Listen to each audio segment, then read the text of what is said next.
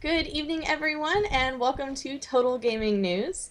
Tonight, I'm joined by Eggy, please say hello, Hello. and Steelheart, Hey, hey. and some really special guests from Apotheosis Inc. We have David Hey guys, how's it going? and Renee Hi guys. and Rafael. Hey everyone. So to get us started, everybody knows who me and Eggy and Steel are, but David, please tell us about yourself. Like eye color, hair color. Oh, we I can. I guess you could see that. Um, I'm the game director slash producer, kind of the counterpart to Victor, if you will, and we basically ensure that the game's running smoothly and you know all the decisions that need to get made are actually happen, so that we can push this out to you guys in a quick manner, but in a fun manner. Okay, sweet. So you get a I'm the boss shirt too. Got it. Very cool. Well, Renee, how about you? Okay, so I'm the marketing director, and I've also done some of the graphic work in the game, like the game board that you'll see, and also some of the website and graphic design. So I kind of do a lot of stuff. Very, very multi-talented. Awesome. whatever she says she does, actually she probably does more. She does way more. Yeah, she Would you sells like us to add to a the lot. list, David? Nice. No, fine. She's just a very interactive member of the group that um, really helps get a lot of things done, especially with myself and Victor so predisposed. She helps out a lot. Awesome. Very cool. Well, you wear many hats, ma'am. And Raphael, how about you? I'm the lead developer, and that's pretty much it. I also jump in on pretty much every one of the group decisions, but pretty much my job is, as Victor likes to say, lead rebugger. Rebugging. Yep. Yeah, we've heard a little bit about the bugs. It's always got to have bugs. It wouldn't be an alpha without it. Of course. So tell me a little bit about things you've been fixing. Mostly, stuff that doesn't show up when you're testing the game yourself. Because when you're programming, you're focused in on, repeating the same actions, getting your feature working, and then you give it to somebody else. They're like, but I did this instead of that, and now it's all broken. I'm like, oh, I didn't think of that. So I had to go and fix it. Of Right. course. So we actually we've had a couple sessions where I would sit down with Rafael. I'd open it up. We'd share a screen. We'd say, "All right, let's let's break this." And so I just find different things to click on. For instance, one of the issues that we had, for instance, was when you're in inspection mode for a card and it's popped up, you could do a lot of other actions, which was actually causing some issues. So those are the types of things we deal with. So it's like, all right, you find the bug. At that point, what's the best way to fix it? Is it something that you might have to go in depth into, or is there a quick fix that maybe we can circumvent the issue? Like for instance, not allowing actions when you're in inspection mode. Right. And so that's a lot of kind of how you deal with both finding the bugs and resolving how to fix it. What's one of the worst bugs you've encountered so far? One of the worst ones we encountered was when you got to the end of the game, and only when the enemy would win, or when the enemy would play the last card, everything would crash. Like the entire computer would crash, and that was really baffling for a long time. And you couldn't but we even managed to duplicate fix it it till you yesterday. got done with almost the whole game, too. Yeah. Wow. So it's something that you don't discover until somebody else decides to actually play through it. Yeah, and not just that, but plays through it and actually lets the computer win, because let's face it, to this point, the AI hasn't really been challenging. It's more of a, it just kind of placed a card randomly on the board for us to do testing with it. And so there was almost a 0% chance that, the computer would win up until like really recently, So those The are the AI types is of a, things that go ahead. oh no, you can finish your thought. As I say, those are the types of things that, are really easy to miss. That whenever you release it, all of a sudden everyone's like, "Hey, what the heck's going on? This game's broken. Why'd you release it already?" Yeah. Actually, the AI is a little bit smarter now. It's more aggressive. Good, But I yeah, kept winning. And and Victor was like, I keep losing. And I was like, how? um, but yeah, testers are almost more important than programmers in the first place, because it's really easy to just miss really important bugs when your nose is in the grindstone and you just miss the forest for the trees. Yeah, I would say probably the toughest bugs in general to deal with are the ones that have seemingly no pattern. And there have been several where, whenever you can reproduce it, it's pretty easy to fix because you can narrow down where you're going to have to look in order to fix it. Whenever you're doing something, you're all of a sudden, for instance, a color just randomly changes, and you're like, wait a minute, we don't even have code to change this color in the game at all. Like, is it writing itself? What's going on? But then you start to see, various patterns where, okay, this actually triggered it because of this event. Then you can start narrowing it down. So really, the random pattern bugs are the hardest to both find and fix. I always like to say I'm convinced that computers achieved sentience sometime in the 90s, and they're just trolling us. Best troll ever. Sorry enough, my Did- father said did you- the same thing. Did you fix that number disappearance glitch yet? Yes, I did. The Heisen bug that we couldn't reproduce, I managed to fix it. I still don't know exactly what causes it, but I managed to fix it. That's good. That happens. That's also scary. Yeah, you're like, this should be working, but if Yeah. I change this, it no longer happens. That shouldn't make sense, but it does. That actually kind of goes back to one of the things where, when you're talking about how to resolve a bug, usually you don't want to cause more bugs, as a result of fixing one.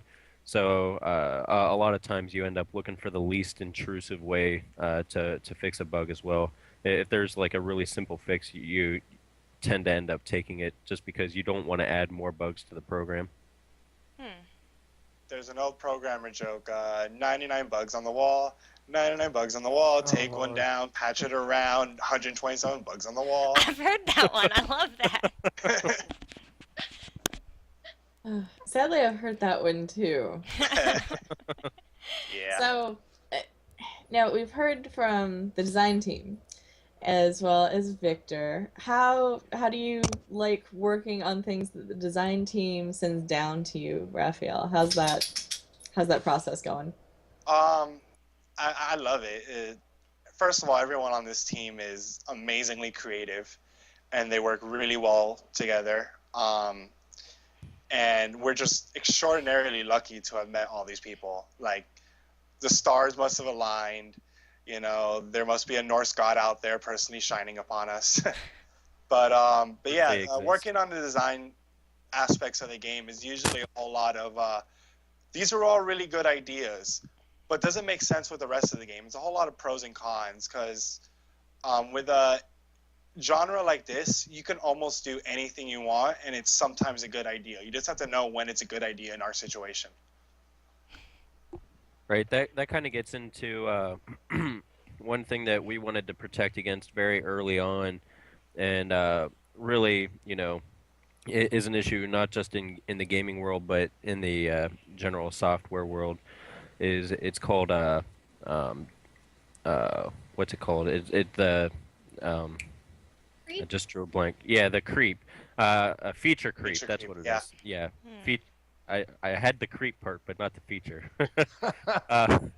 Yeah, it's feature creep, and so basically it's just like Raphael said. You have 1,000 good ideas, and you're like, all right, at what point do you stop? At what point is it too much?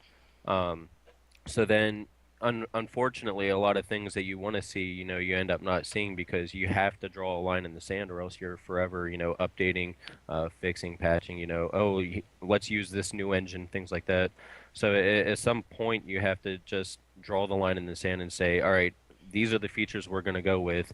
We can't do the rest of the stuff, even if we wanted to, maybe we can put it in an expansion, or maybe we can do a new release 6 months down the road, for instance, and add some of those features. Um, so we've definitely run into that just because of how many ideas that we've had from really not just the design team, but from the programmers, from the marketers. It's a very flat structure, and so we definitely encourage everybody to kind of put their ideas out there, and just we all give it a taste, and see what it's like. That makes Which sense is to me. really cool. Yes. And Renee, you're so well-rounded, kind of fingers in many things. So, have you found any bugs? Um, you know, I haven't gotten that much time to play the game yet, but I was able to. I guess the most enjoyable part of it to me, I have some young children, and they are super smart. So I kind of, when we got the alpha build done, I finally got to show the kids. I'm like, hey, you guys get to play Raido, and they're like, wow, they were so excited. So my son plays through it, and he's like, I asked him, well, what do you think? He's like, it's too easy, and that's before Raph fixed it yet, the dynamics. And then my 8-year-old daughter, she starts playing it, and she goes all the way through it, and she's just really thinking, and I love watching her face, and she's like, every time she starts to flip a card, she starts saying, boom, I flipped it, every time. And it's just like so much fun to say, as a parent, here I've gotten to do something that my kids actually recognize as cool, and then they get to be part of it. They've listened to every meeting that we've had, and my son, he's like, I really wish I could be part of the meetings. So that kind of stuff to me has been, I don't know that, no, I haven't found any bugs or anything, but I'm sure that my kids will soon. Well, Renee has also helped me figure out a lot of visual bugs, because she's been pretty important in the overall design of the main game. And every now and then I'll send her a screenshot and be like, does this look right to you? How can I change it? And she'll help me out. Her and the art team have been very closely working with me on and my team, my entire programming team too. We've been working really close together to make sure the visuals match up with the functions. That's And that awesome. makes a lot of sense. Oh yeah, just a Yeah. quick shout out real quick.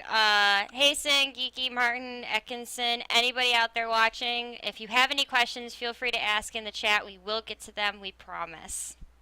And please tell your friends that we're on air. Yeah. And Atkinson actually just said how I work. Here's 7 problems disguised as ideas, 3 of which you've already patched out. Make them into a feature by Monday. Yeah, so with the whole team, kind of reflecting on what Renee said, I think kind of what brought this whole team together in general was just that we all kind of had a general vision. We all had an idea, which was to share something. It's not so much about the end state in regards to, at least in the initial stages, in regards to building a business or this or that. We don't have the same goals or objectives as some other gaming industry, companies or studios. A lot of times they're looking at, how can we squeeze the profit out of this, or what can we make next that's going to sell.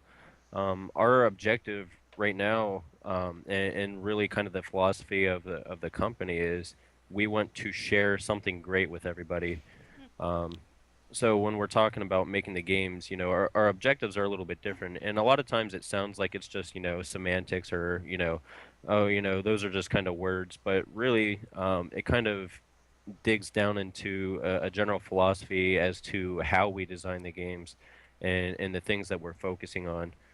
So I'm sure it's been said before in these meetings and everything, and in these interviews. We're gamers first, and so that's kind of the approach that we take on things. Yeah. And I know I mentioned it before how we capture lightning in a bottle here, but I just want to shout out to my programming team. They are amazing. We have one, Tiago. he's like a black box of genius. Like, you tell him to do something, he disappears for 3 days, and he comes back with a product much better than what we were expecting. You know, like Victor already mentioned this in a previous stream, but one day we were like, hey, maybe we should, you know, build a test server for this particular feature. And he's like, oh, I already did that. That's already been done.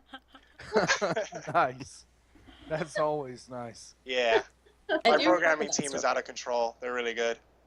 And so when we're talking about like, a lot of people want to know, what type of people are you looking for a startup or for an indie company, or for indie gaming stuff, what's the right stuff that a person has? It's really that it gets down to proactiveness and, kind of like we said before, people sharing their ideas freely, and just fostering that, to its maximum potential.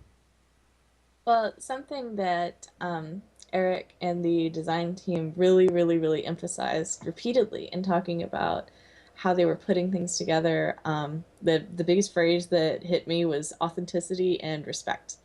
And I mentioned in that interview that it just permeates the entire team and your vision, keeping the level of authenticity high and respecting each other and your audience. And I'm hearing that again. It's really refreshing to hear that you're focusing on such awesome values, frankly, and very rare these days. Absolutely, it is. Yeah, so way to go on that. And another fun thing, every single one of you shouts out to your team. Um, y'all are good friends, and it's We can't do it with other teams. Like, I tell them all the time, like, I may be team leader, but I'm not the best on this team. I'm only team leader because I'm most accountable, you know? Right. But yeah, like they're way better than you'd think, because they're students and they're just blowing it out of the park. You know, most jobs, they look at you and like, oh, you haven't even graduated yet. We're gonna ignore your resume. It's like, no, these people are amazing. And Right. there's a lot of companies out there that are just really missing the boat on great talent because they just look at the resume. Yeah, I mean, you talked about being authentic and how you notice how we're all authentic.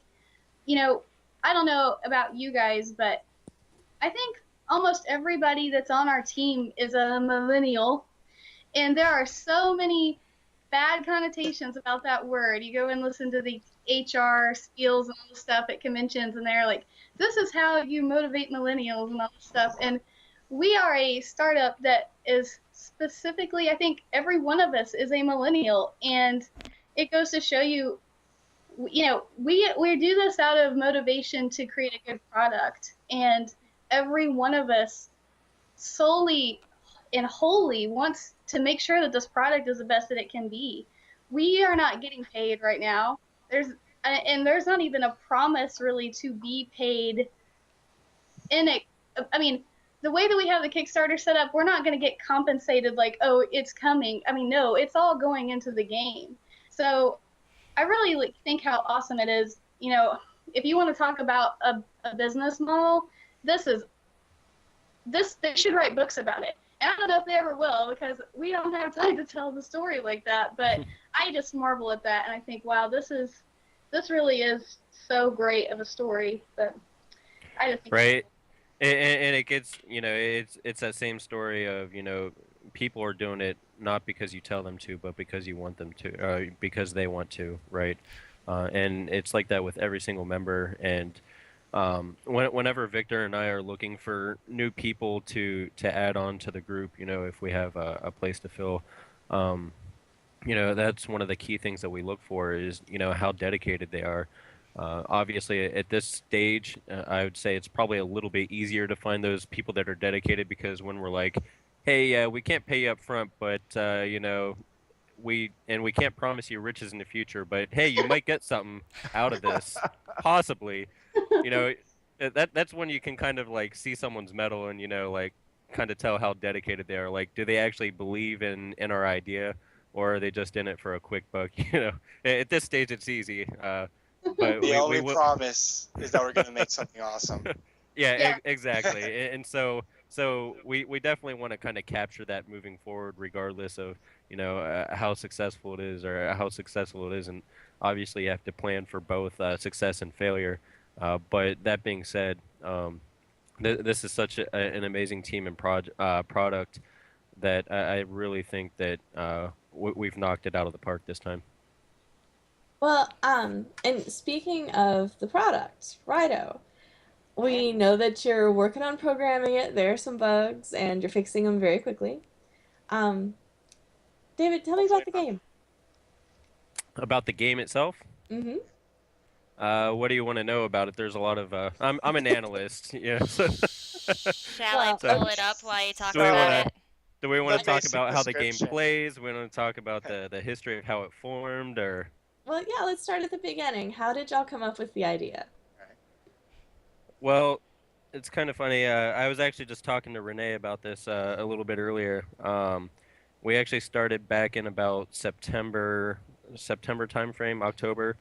Um, and it was a couple of us just kind of, you know, having this dream of building a game and, kind of like I said before, just being able to share it. I realized early on, hey, if I'm going to build a game that really gets that much traction, I mean, there's obviously games built by single programmers and stuff, but it's going to be a lot easier if you can find, expertise in specific fields to kind of help get this. And so that's kind of how the group formed, was in an attempt to find those areas, that would help artists, obviously musicians, an additional programmer, things like that. And then at that point, we're like, all right, well, we don't want to make this a one-off. We want to make this like an actual business model because, you know, I don't know about you. I really like programming and I really like making games. I don't think I'm going to be satisfied at just one game. And so, that's kind of how the idea formed. And so we started getting all these different people, and we actually originally had like some 20, 25 people. And originally, I was actually kind of worried about how many people we had because, I knew that we couldn't pay any, pay any of them or anything. So I was like, man, I don't know, which of these people are going to end up staying when the dust settles. Um, so eventually, at some point, Rafael actually introduced me to Victor. It was kind of a, off the side, like, hey, I got this guy here that he's really awesome at what he does. Really enjoys gaming. I know him real well. Let me introduce you. And so we started talking, and um, it was really from that point forward. I was like, all right, yeah, I'd really like to have be partners with this guy. And so that was actually the point where we kind of restarted a little bit. So it wasn't all smooth sailing. We actually ended up kind of restarting a little bit pretty early on. I'd want to say like maybe November time frame or something like that. Um, there was a Better lot restart of early than late. yeah, exactly. So it was kind of like uh, just like a giant storm cloud of things happening all at once. And as the dust started settling, it basically emerged with myself, Victor. I know Eric and Rafael, Dan. You know, we actually maintained a lot of the same people from the beginning, which can be surprising because whenever you have that much turmoil and things happening, you can have a lot of personnel changeover. Which I mean, we weren't without.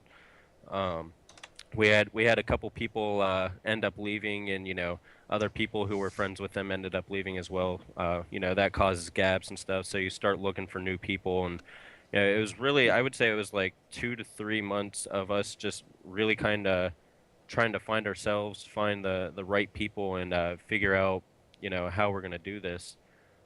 So somewhere, getting back to Raido, somewhere in the middle of that, we had a group meeting in Skype, and we were like, all right, what's our first project going to be? We have all these people that want to do something. What are we going to do?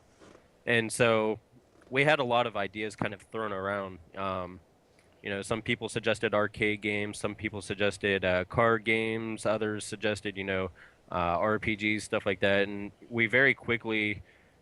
It's actually a little funny because originally we decided, all right, our first project is kind of going to be a formulative project. It's going to be something to get the group together, and we're going to prove that this team can work together over, as a virtual team over the internet, over 7 different time zones, 6 or 7 time zones. Yeah, because a lot of That's people don't realize that y'all aren't in the same building. Y'all are spread right. out all over the country, if not all over the world, having Yeah, meetings through Skype or whatever you're using, and getting things done that way. And that is amazing that you have come as far as you have. Yeah, yeah, you end up it's getting into a little bit of a pattern. You're like, all right, in the morning and at the end of the day, I can catch up with David because that's, when he's on. I'm going to bed when he's waking up. yeah, it's actually. Go ahead, Renee. Yeah, well, so like we have a team members on 6 continents. I figured out the only place we don't have a team member is Antarctica. So David, like right now, is in South Korea. Rafael's in Austin, Texas. We have BJ lives in Finland. Uh, Hannah lives in Germany. That's where she's the art lead. And then Ben, he's in LA. Uh, we have Richard, our composer's in Australia.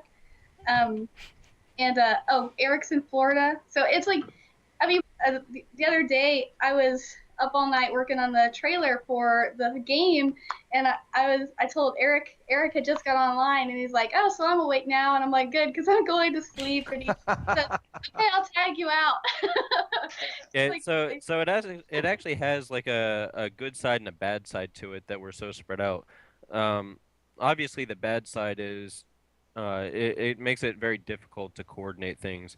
I'll get home from work and I'll see 400 messages literally in the Skype chat that you have to read through, and by the way, people are still adding to it, and so you feel like you never get caught up in it, and a lot of times you end up having meetings where um, you're like, man, I really wish I could have been, there for that one, just to sit in. But unfortunately, sometimes that can't happen, which is why it's so awesome to have such versatile people like Renee, Rafael, and folks like that, and Ashley. Really, every one of our team members, they step up into any role that they have to for any given time because a lot of times the person that maybe should be there or wants to be there can't be.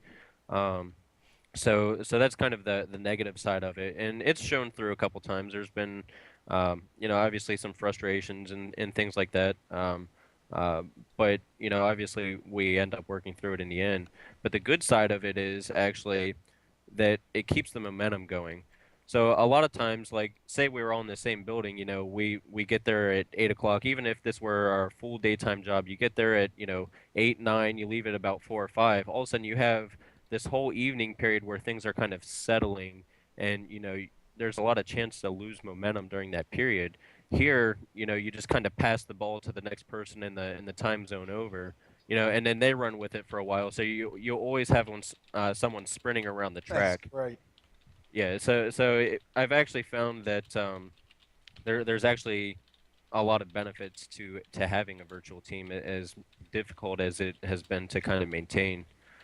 Um, so yeah. Anyways, so we decided originally that we wanted to have a quick off project that we can kind of prove that everybody can work together and say, yeah, this is a solid team, and introduce each other and everything, what we were gonna do. And so at first we were looking at an arcade game. Arcade games are, you know, in my mind, like the perfect one-off. It's like, you know, Super Mario Brothers. I mean, you can build sequels to it and stuff, but it's not something you have to keep maintaining constantly, right? Platformers, things like that. Um, but we hadn't figured out exactly which engine we wanted to use. Some people weren't quite comfortable with the level of graphics yet that might be involved with collision detection, things like that. And so the idea of a card game was brought up, and so that's actually kind of how we came upon Raido, is because it was originally going to be a a one-off, team building exercise that ended up turning into this awesome thing that, we're gonna keep maintaining for, possibly years to come if we can. uh, so it's kind of funny how that worked out. Yeah, I think like after the second or third meeting of really designing Raido, we were like, guys, we're not messing with something trivial here. We got a really good idea. Oh yeah. Yeah, yeah, it's actually like it's the exact opposite of what we wanted originally, but it's almost better because I feel like because we took such a massive chunk and put it on our plates, we kind of looked at it and we're like, we have to resolve this, and it really kind of let people shine through a Now lot I more. missed it. I missed it last night because I had to work at the fire department. But I know Eggy and Renee played a little bit of Raido last night. Or it was I played, and then Victor and Renee were there to talk about the game and everything. Oh, awesome, awesome. But if you guys want, while David talks about it, I can pull up the game right now. I have it all ready to go. Go for it. Yeah, that sounds good. Okay. Make sure this works. Switching over the scene. Oh, I think it worked. Yeah, that worked. Awesome. Now remember, there's about a 20-second delay on Twitch, so you really can't go by what you're seeing on Twitch. Yeah, sorry about Yeah. that. That's why I'm kind of waiting. So folks in chat might have to wait. Oh, there it goes. Okay. Cool. Oh, you even got the overlay working for it. Awesome. I had everything set up. That's why it took so long. Cool. Nice. So yeah, this is Raido. Rafael, is this the build that you just put out last night? Yes. Okay. Yeah, and so that's actually going into, the management of it. It's been one of the more difficult things actually is just managing all this online. So, not just putting everything on an FTP, you have to know, what version you're on, what each version's quirks are, things like that, because, when you're showing it off, you have to know like, oh, this is the one where we didn't have the abilities in yet, or oh, this is the one with the corners that disappear. And so knowing those little features, either A, to show around it, or B, Well, to at least be able to explain it, or know which features to kind of show that are working. it's starting to get all congealed together, so we're all starting to. Every build we put out now is pretty much the build, just the latest iteration of it. But it used to be when me and the other programmers were working on very different features, that like at team meetings we'd show off like, oh, this one's doing the guard builder, and in this build over here we'll switch cameras is doing something else completely, and we'd have So- like 3 or 4 different builds that were all concurrent. And so that's actually kind of one of the key things I think to our methodology, and I think it's a very good one, is that having the ability to have multiple branches out, multiple builds that people are working on, it allows them to test a new feature in a confined environment, so that A, they don't break anything, and B, since they know the quirks of that base build, which we call milestone builds, they can kind of better identify, how a feature is going to work. And then once we've, proven it or tested it in that concealed area, then we can start, bringing it into the main branch.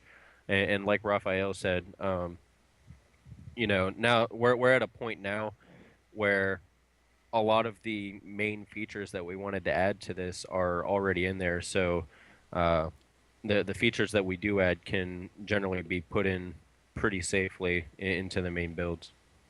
Yeah, at this point, most of the features to be added are quality of life features, things just to make gameplay a little bit smoother, and things just to make it a little bit more interesting.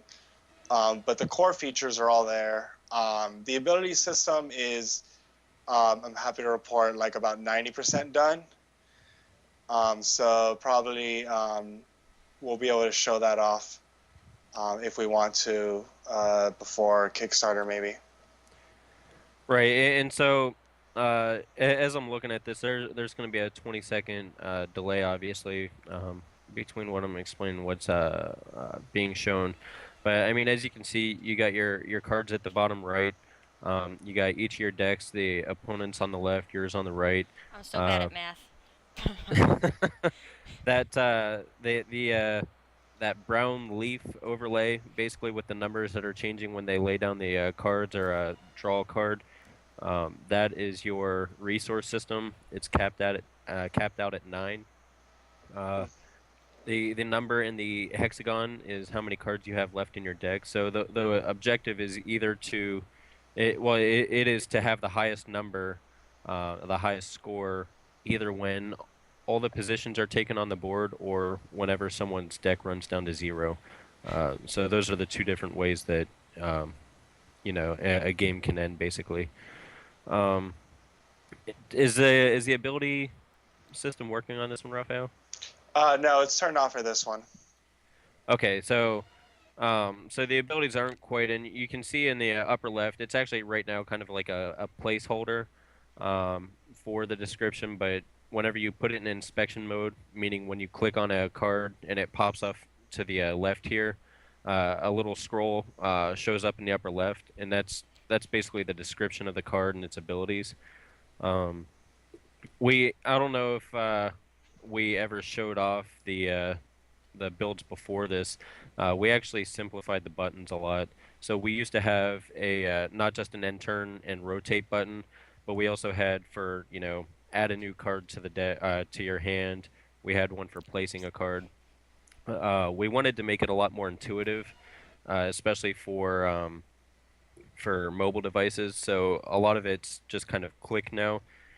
A couple things that we're missing that we're going to add, for instance, are uh, signs to kind of indicate on the deck, like, hey, if you click on the deck, then you'll draw a card, for instance. So having just something as simple as a plus sign on the deck itself to indicate that, hey, you can click this and something will happen.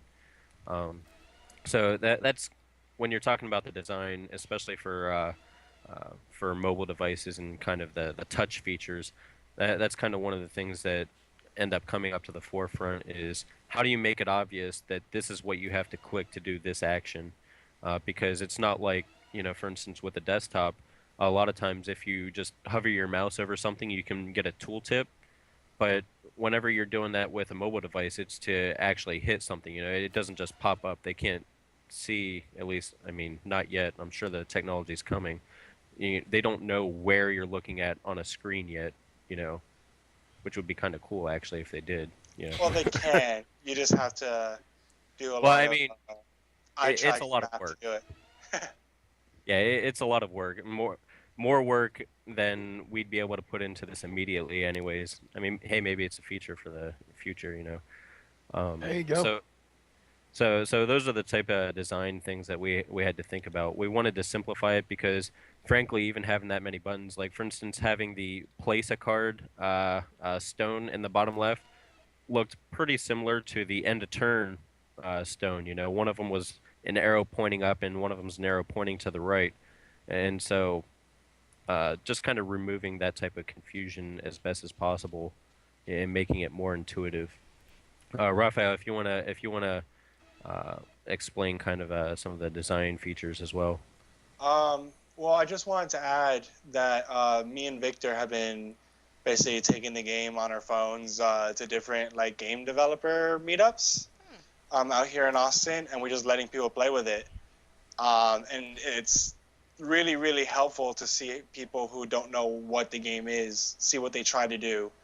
And that helps you really design the UI. Like a lot of the reason why we pared down the UI, besides just general design aesthetics, was we gave it to people, and the first thing they did was like, "Hey, I just want to tap this.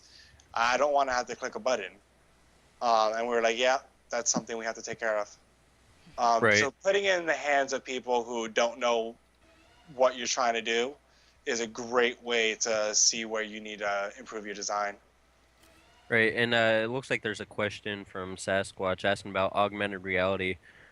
We actually have talked about putting augmented reality as a feature into the game, and That's one of we're our looking. stretch goals. Yeah, exactly. We're looking at making that a stretch goal. No, Go ahead, it Renee. actually is. It is a stretch goal. It will be in the Kickstarter when it launches Tuesday. Augmented reality is actually, according to Victor, something that is pretty inexpensive for us to try. And so once we are able to get kind of some of the expansions rolled out, if we get a certain amount, that's something that we're going to pursue. It's Yeah. actually, and not only that, Victor actually has a person lined up for the job already as well. If we get to that point, so it should be pretty seamless. I'll tell you, Victor is a wizard at finding the right people to get a hold of and communicate with in order to get the various things we need. Most of the time, people are pretty skeptical when they're like, "Oh, why would you make a phone game have AR, augmented reality?" And I'm like, "Well, imagine this: you are just looking through whatever screen it is and show it on a table, and there's the board game floating on the table, with you and your friend sitting across, looking at the same thing in 3D, and you can just reach out and touch things. It's not physically there, but you can reach out and touch where you see them." And they'll do things, and that's just really cool, and it'll add a nice bit of interest to the game. Yeah, That it's sounds almost like really cool. it's almost like that little holographic battle chest that you see in Star Wars in A New Hope. You know, when it's like, always let a Wookiee win. You know. Yeah. Now, Um, Renee, you do the marketing. Mm-hmm. How challenging have you found that to be? Well, okay. When they kind of, I think I came on to the team right at the beginning of March, and we didn't have a Facebook page. We didn't really have the website where it needed to be, and they're like, "So we're gonna do this in April." And so from a marketing perspective, I basically hear, "Okay, I have to build a brand in a month and launch it." And I'm really proud of what we have accomplished as a team. And then me and Ashley, who's the other marketing person, she goes by Mezzanote on the chats. And we, it's not impossible. And I really believed in the product. And every time I see someone play this product, it sells itself. The artwork sells the game. I don't have to do that much to give it value. But in that sense, so my challenge is to make sure we get it in front of as many people as possible, so that way the value that's there gets to be seen. And I really felt like when I started and I saw the game and I saw the potential that it had, that I knew that if we got it to the audience that it needed to be in, that people would really recognize that and want this game.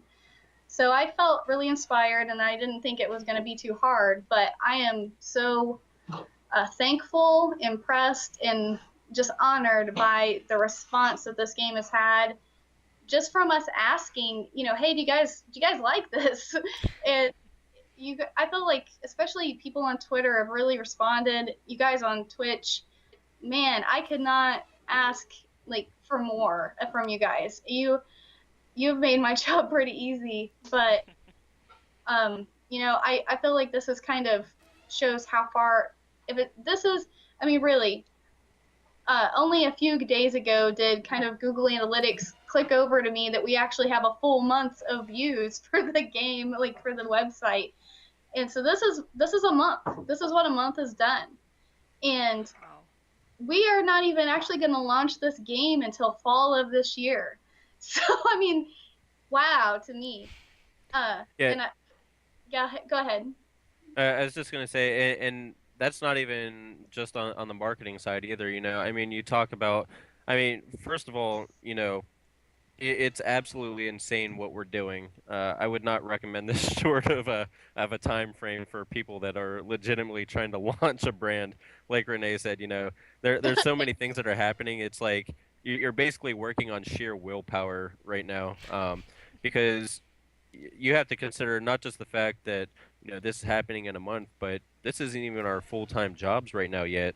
Every single one of us has to go to a daytime job for anywhere between 8 to 12 hours a day. Then we get home, we have family issues. For instance, I'm working on trying to get my family back to the States, so I have to worry about those issues. Every single one of us has those type of issues. So whenever you talk about how little time we have actually spent, or that we have to spend rather, and how much progress we've made, I mean, it's just sheer willpower that's kind of getting this through. I have to believe.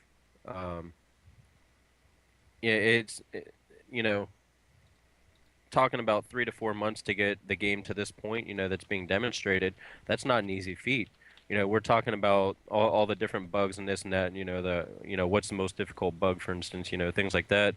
And we kind of joke about it now, obviously during the time, when it's happening, you're wanting to pull your hair out because you're like, oh my God, we're trying to release this in a month and we have this crazy bug that's crashing the entire system, So when you're dealing with that type of stuff, it's like, man, how have we done this? How have we been able to kind of push through so much in such little time? Um, Building a brand is not an easy thing. I have nothing but the utmost respect for Renee, Ashley, and what they've done in such short a time. Even having the number of Twitter followers and Facebook followers and people that legitimately seem interested in this game as we do is nothing short of a miracle. Well, Yeah, to add on to that, give a shout out to my programming team again. I mentioned that they're all students. We're launching our Kickstarter right in the middle of their finals week. Oh, wow. Yeah, and it's actually my midterms as well. So, Yeah. but that's actually the other thing. It's I'm doing my daytime job and working this, but I'm also trying to take classes for a master's too. So I mean, on top of family, it gets busy for all of us. Every single one of us, just completely saturated right now. Yeah, my day job is a contract-based job. Basically, they call me and tell me they need me for like 2 weeks at a time. And they called me last week, be like, hey, we need you for the next 2 weeks. And I'm like, no, can't do that. Not right now. So I'm all in right now. Get me a harder AI. I just won twice again. Will do. Just for you, I'll make it harder. Call it, All right, call it guys, Mean we got Eggy or about something, huh? about 5 or 6 minutes left. So, Raph, funnest thing about working on this game so far? Funnest thing about working on this game is, not to sound cheesy, but how excited everyone is about it. Like when you're a programmer, people don't realize it feels a whole lot. It is an art. It's an art form, and putting it out to show people, it's very nerve-wracking. And when people are really happy to see it work, you're like, makes you feel good. And mostly it's like, you put a car together and you start the engine for the first time, and you're like, damn it, I did it right. Yep. Renee, how about And the you? muffler falls off. The funnest thing to me is just getting to do the work. I get to do what I love in basically every way right now. I get to make art, and I get to market, and I get to watch it succeed, and that's really the funnest part. Very cool. How about you, bud? I think it's just the challenge in general. The challenge I found is extremely fun, and it's coming from areas that I didn't expect. Originally, whenever I started working through this, and we all started working together, I thought it was only about getting something out there that everybody can kind of I love to see people using something that I built. At work, I build all these little different analytic tools and parsing tools and stuff. And when I see someone else use it, that gives me a lot of gratification, and so I thought it was all about that initially, but I think it's more about the challenge. I found that building the team itself, managing the team, virtual team, that type of stuff is just as fun and entertaining to me as, dry as that sounds, is, actually managing the game itself as well.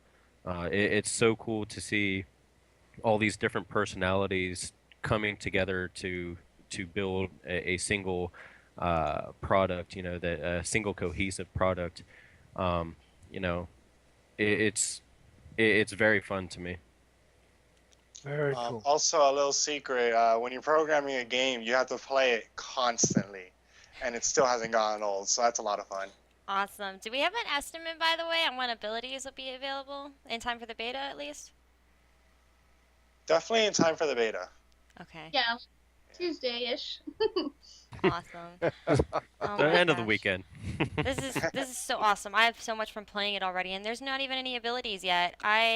David, thank you for making all this possible. Yeah, like it's been reflected constantly throughout. It's definitely not just me. It's every single person. Oh no, I I- meant like thank you for opening the door to grievance to all you guys. Oh, 'Cause if... no, yeah, I know. I understand. Well, in that case, thank you guys for having us. Yeah, seriously. This is really a Pleasure's great all opportunity ours. for us to talk about the game.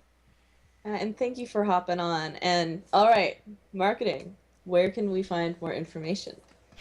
Okay, so if you would like to hear more about Raido, please go to apotheosisinc.com or follow us on Twitter at Apotheosis Press or on Facebook at Apotheosis Orlando. Yeah. And if She you even has that perfect commercial voice. and if you didn't already go to it before now, while I've had it scrolling at the bottom of the stream, you're wrong. Oh, by the way, we have been working very hard. Renee, myself, Eric, and Hannah. Really, every single, at least a person from each department. We've been working very hard on getting a really cool trailer out. And Renee has actually said she cried once while she was working on it because it was so awesome. More than once. Sweet. Yeah. And the first time I saw, we just kind of came up. I was like, we don't have anything like really polished, like what we need a video, and we're like, all right, yeah, let's get together on this. And so, I had something in my mind, and Renee had something in her mind, and Hannah, and then we didn't really know completely what to expect, and then all of a sudden it kind of snapped into focus whenever Hannah showed me the first little animation clip that she made for it, and I'm pretty sure my mouth actually was agape whenever I saw it. I was like, wow, this is actually cooler than I could have expected, because she only had a couple days to put it together, and it was already to that point. I was like, wow, this is gonna be good. So expect a trailer to come out soon. Awesome. And then the Kickstarter's on the 29th, correct? Yes. Mm-hmm. All right. Then yeah, guys out there, get ready for that. Kickstarter will be ready on the 29th. There'll be a wonderful trailer. This has been wonderful. And of course, expect more great interviews from Apotheosis Inc. most likely in the future. Stay tuned on the Twitter, the Facebook, all that other awesome stuff. But we're out of time, sadly. Oh no. Oh no. But lots of love. Everybody want to say their goodbye? Yeah. Thanks, guys. Thanks for Bye. watching. Thanks, guys. Great night. The way you can show us the most appreciation is by spreading the word and playing our game. I would love to watch you guys play it. You got that. Awesome. Thanks for everyone at Grievance for being so excited about the game. It's really motivating us. It's really It good. actually is. Aw. Thank you. Have a beautiful night, everybody. All right, Good night. thanks. Have a good one. Bye.